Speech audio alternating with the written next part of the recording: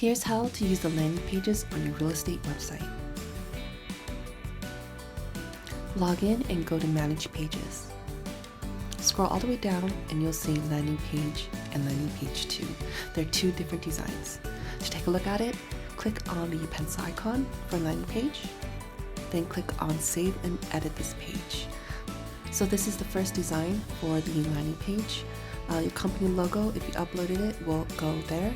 Anywhere there is a pencil icon, you'll be able to click on it to modify the text. And it is a basic landing page where you'll have your first name, last name, email address, and phone number. Anytime someone fills out a form here, you'll get emailed their information. And to look at the second landing page, go back to Manage Pages and click on the pencil icon for Landing Page 2 and save and edit this page. And this is the second design. So again, anywhere there is a pencil icon, you'll be able to modify the text.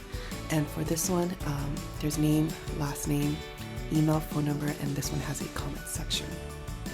So to take a look at the landing page, to copy the URL, go back to Manage Pages, click on the pencil icon for the landing page. Under Page URL, copy the entire link. And when you open up in a new window, you'll see that all the brand information is gone in standalone landing page so that you can use for advertising or anything else that you want to utilize this landing page for. And that's it.